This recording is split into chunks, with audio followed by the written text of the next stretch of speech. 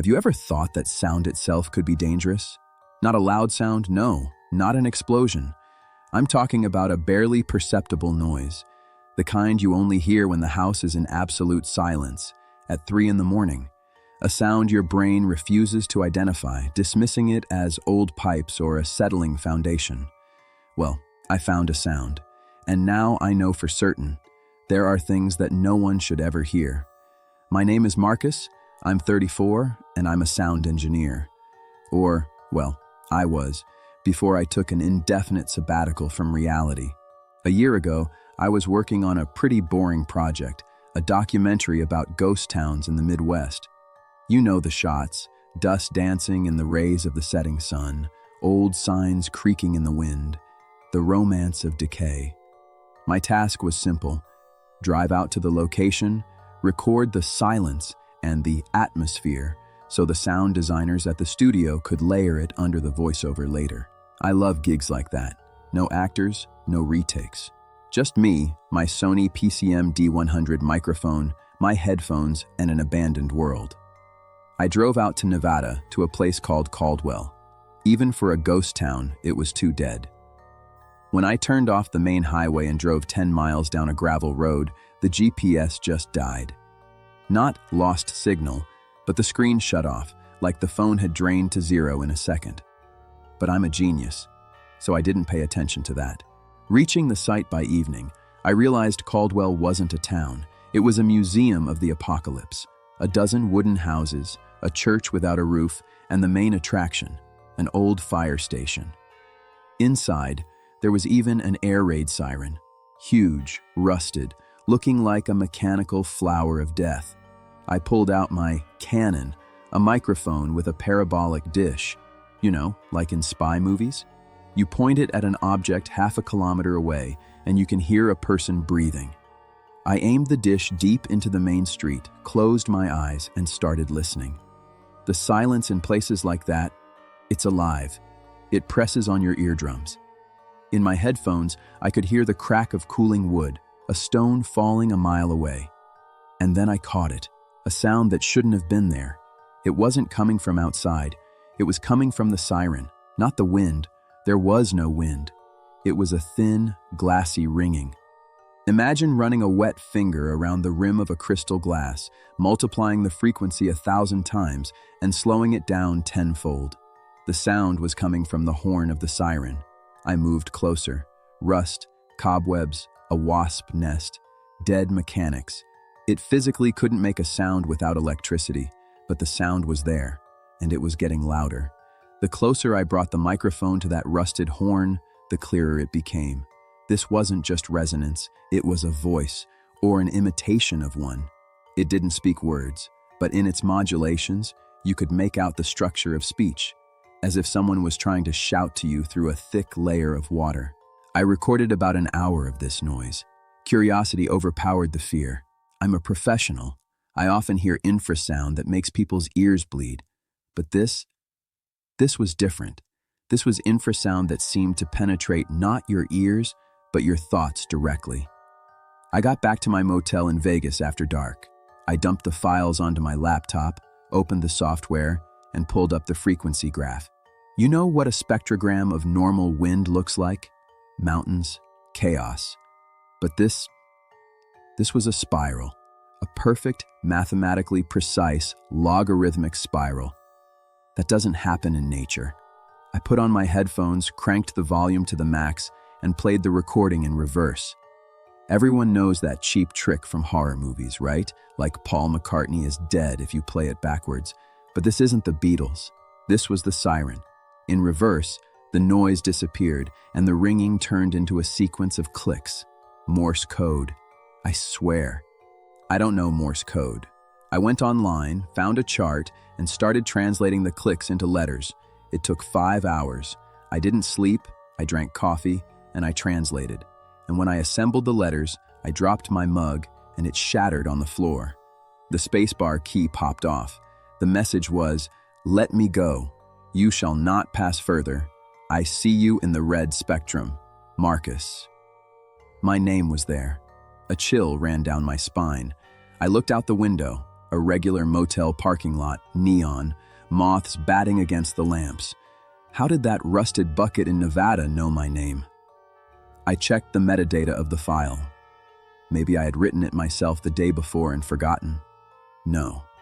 The file was pristine, raw field audio. I put the headphones back on and played the live recording, not the reverse. I listened to the ringing, which was no longer just a sound. Now, knowing the context, I heard its true nature. It wasn't a plea for help. It was a command for my brain. That night, I dreamed of Caldwell, but not abandoned. It was new. Lights were on in the houses. People with gray faces walked down the street.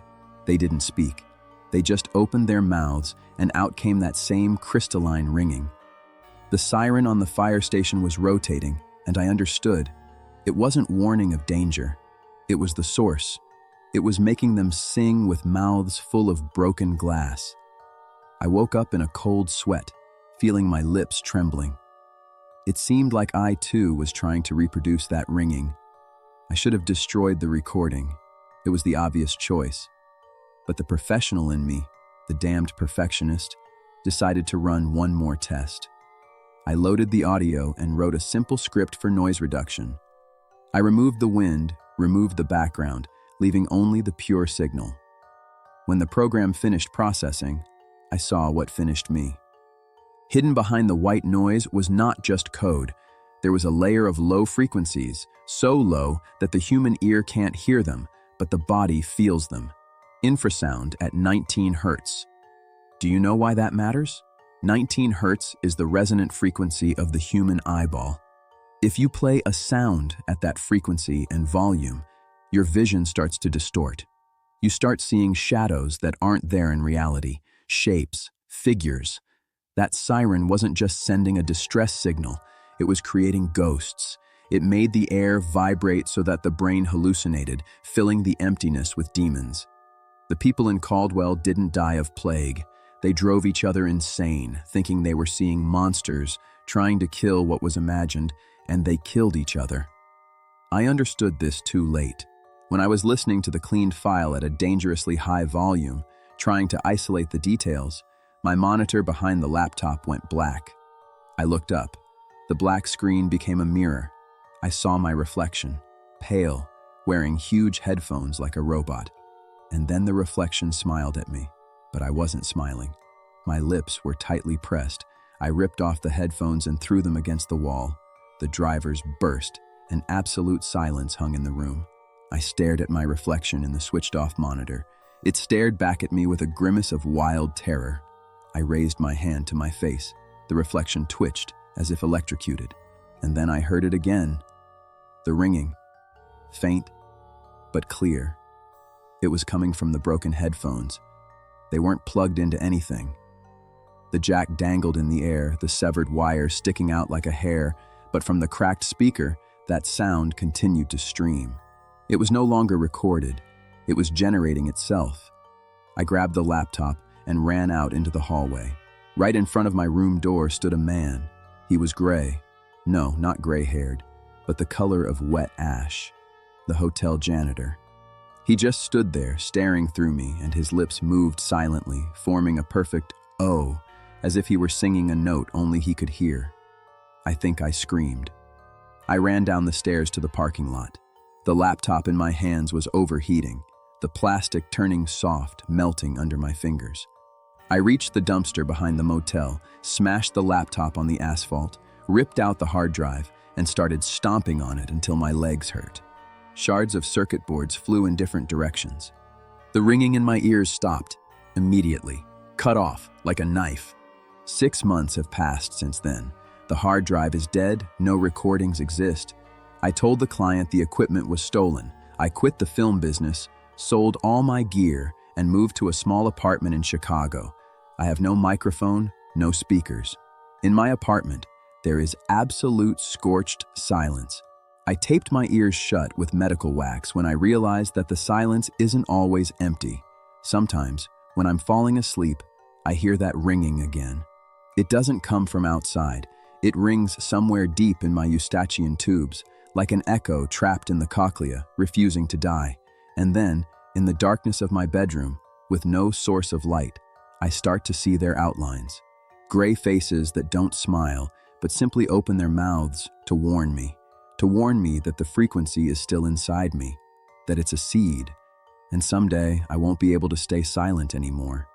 I'll open my mouth to scream, but instead of a scream, that same perfect crystalline note will pour from my throat, the call sign of a town that's not on any map. So, if you're ever driving through Nevada and see the turnoff for Caldwell, just turn up your car stereo. Drown out the silence. And for God's sake, don't try to listen closely to the sirens. Some sounds exist only to find you.